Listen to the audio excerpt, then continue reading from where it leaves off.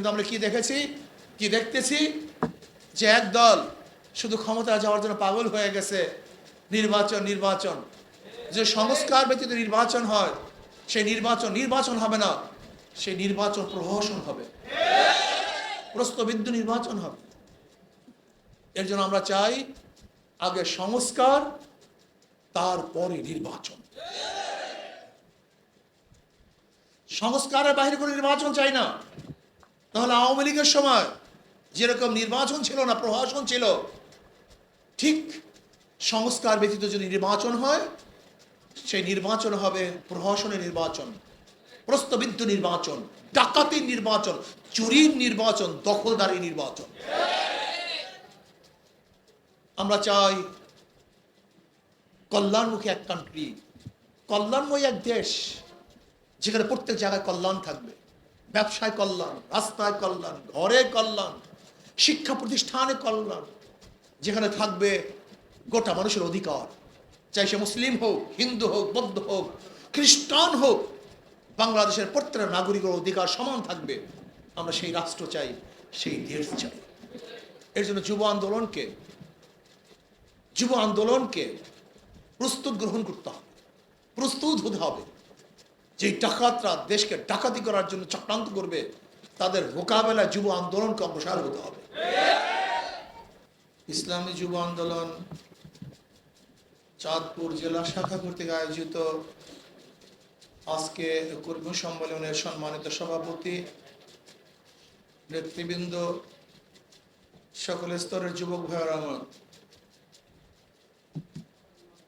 ইসলামী যুব আন্দোলন কি চায়, এদের দাবি কি, লক্ষ্য কি, উদ্দেশ্য কি? ইসলামী যুব আন্দোলন বিশ্বাস করে যে শুধু দেশ, দল, নেতা পরিবর্তনের মাধ্যমে মানুষের শান্তি আসতে পারে না, মানুষ মুক্তি পেতে পারে না। এই ইসলামী যুব আন্দোলন শুধু নেতা নয়, নীতির পরিবর্তন চাই, এই স্লোগানে তারা বিশ্বাসী। আমাদের দেশ বারবার পরিবর্তন হয়েছে, বহু দলের শাসন আমরা দেখেছি, বহু নেতা নেতৃত্ব দিয়েছেন, কিন্তু সে মানুষের ভাগ্যের পরিবর্তন হয়নি।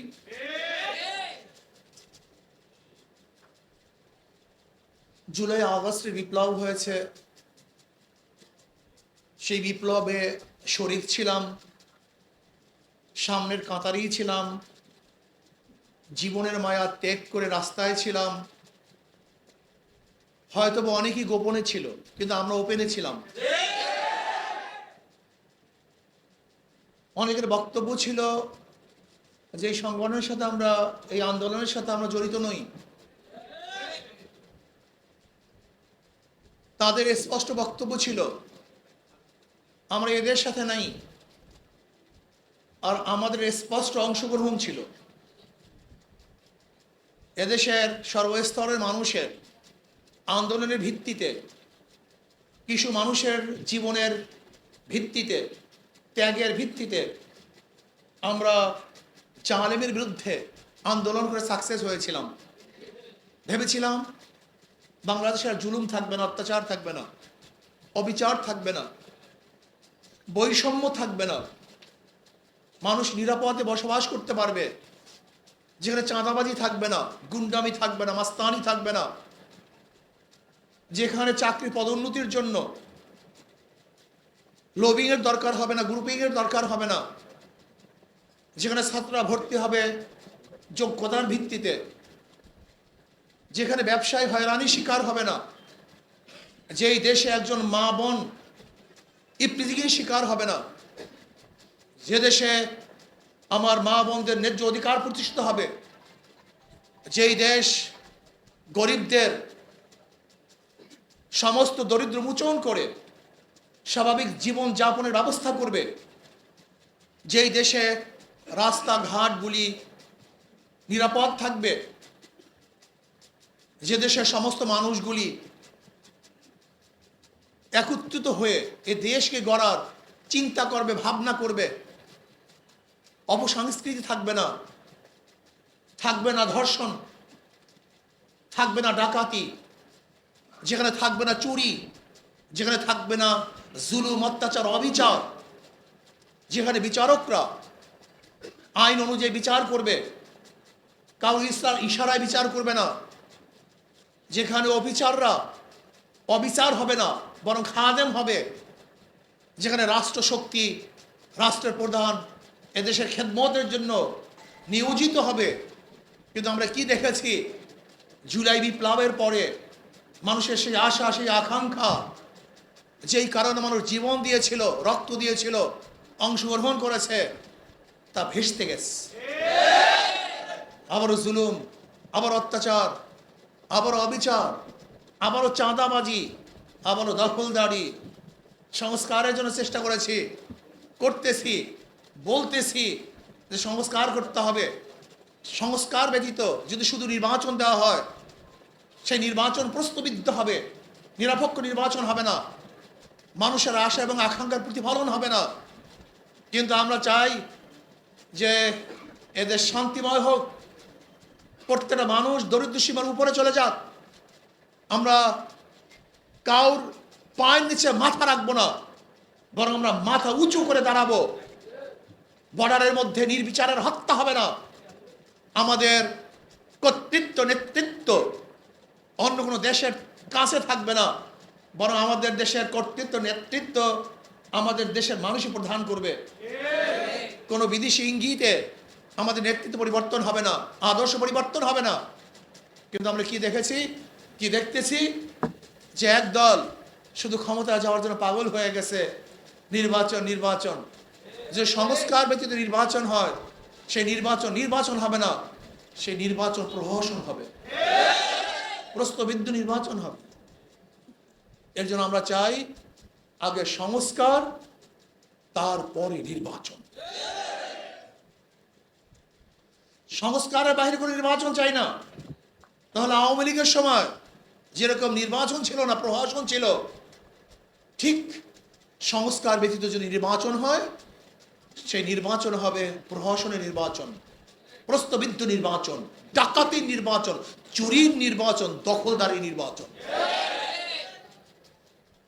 আমরা চাই কল্যাণমুখী এক কান্ট্রি, কল্যাণময় এক দেশ, যেখানে প্রত্যেক জায়গায় কল্যাণ থাকবে। ব্যবসায় কল্যাণ, রাস্তায় কল্যাণ, ঘরে কল্যাণ, শিক্ষা প্রতিষ্ঠানে কল্যাণ, যেখানে থাকবে গোটা মানুষের অধিকার, চাই সে মুসলিম হোক, হিন্দু হোক, বৌদ্ধ হোক, খ্রিস্টান হোক, বাংলাদেশের প্রত্যেকটা নাগরিকের অধিকার সমান থাকবে। আমরা সেই রাষ্ট্র চাই, সেই দেশ চাই। এর জন্য যুব আন্দোলনকে প্রস্তুত গ্রহণ করতে হবে, প্রস্তুত হতে হবে। যে ডাকাতরা দেশকে ডাকাতি করার জন্য চক্রান্ত করবে, তাদের মোকাবেলায় যুব আন্দোলনকে অগ্রসর হতে হবে। আজকে বাংলাদেশে অপসংস্কৃতি, পহেলা বৈশাখের নাম অপসংস্কৃতি, 31st নাইটের অপসংস্কৃতি, ভ্যালেন্টাইন্স ডেজের অপসংস্কৃতি, এগুলো আমাদের সংস্কৃতি নয়, এটা বাংলাদেশের সংস্কৃতি নয়। হঠাৎ করে কোথা থেকে পহেলা বৈশাখে পান্তা এবং ইলিশের সংস্কৃতি চালু হয়েছে, এটা আমাদের সংস্কৃতি নয়। পহেলা বৈশাখে ঢোল, তবলা, সারেন্দা এবং পেঁচার ছবি দিয়ে যে পোশাক করা হয়, এটা বাংলাদেশের সংস্কৃতি নয়। পহেলা বৈশাখে যে সমস্ত ছবিগুলি দিয়ে মিছিল করা হয়, এটা বাংলাদেশের সংস্কৃতি নয়। এইটা কোনো মোর্শেদ, কোনো পাশের কান্ট্রির প্রিসক্রিপশনের সংস্কৃতি, যেটা বাংলাদেশের 92% মুসলমান মানতে পারে না, এই বাংলাদেশের জনগণ মানতে পারে না। এই অপসংস্কৃতি আমরা চাই না। এখানে চাই সুষ্ঠু সংস্কৃতি, যে সংস্কৃতির মাধ্যমে মানুষের চরিত্র গঠন হবে, যে সংস্কৃতির মাধ্যমে মানুষের আত্মার উন্নতি হবে, যে সংস্কৃতির মাধ্যমে আমাদের মধ্যে থাকবে না ডিভোর্স, থাকবে না মেয়েদের জুলুম, অত্যাচার, অবিচার, যেখানে থাকবে নির্যাতন। এরকম সংস্কৃতি প্রতিষ্ঠা করতে চাই, যে সংস্কৃতির মাধ্যমে প্রত্যেকটা মানুষকে ভালোবাসবে, সহযোগিতা করবে, সাহায্য করবে। প্রত্যেকের দুঃখে আমরা দুঃখী হব, প্রত্যেকের সুখে আমরা সুখী হব। এরকম সংস্কৃতি প্রতিষ্ঠা করতে চাই।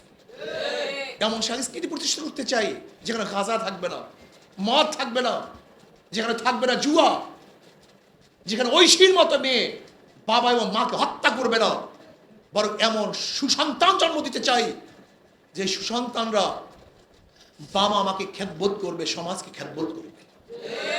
কাজে যুব আন্দোলনকে বলবো, আসুন আমরা সম্মিলিতভাবে এই দেশকে গড়ার জন্য আমরা প্রস্তুতি গ্রহণ করি, নিজেকে যোগ্য হিসাবে গঠন করার চেষ্টা করি। এই দেশকে রক্ষা করতে হবে, এই দেশকে বাঁচাতে হবে, সমস্ত আগ্রাসনের বিরুদ্ধে আন্দোলন করতে হবে, সংগ্রাম করতে হবে। আসুন গাজায় যে অত্যাচার অবিচার চলতেছে, ইতিহাসের সর্বনিকৃষ্ট হত্যা চলতেছে, তাদের সংহতির জন্য, তাদের পাশে দাঁড়ানোর জন্য আমরা ইনশাআল্লাহ আগামী 12 তারিখ মার্চ ফর গাজা এই অনুষ্ঠানে আমরা সবাই অংশগ্রহণ করব। ইনশাআল্লাহ বিশ্ববাসীকে দেখিয়ে দেব যে গাজার মুসলমানদের পক্ষে আমরা সবাই আছি। যদি গাজার বিরোধিতা চলতে থাকে, আমরা ইনশাআল্লাহ কোনো বাধা আমাদেরকে বাধা দিতে পারবে না।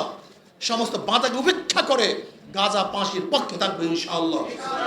আল্লাহ আমাদের সবাইকে কবুল করে নেন। যুব আন্দোলনের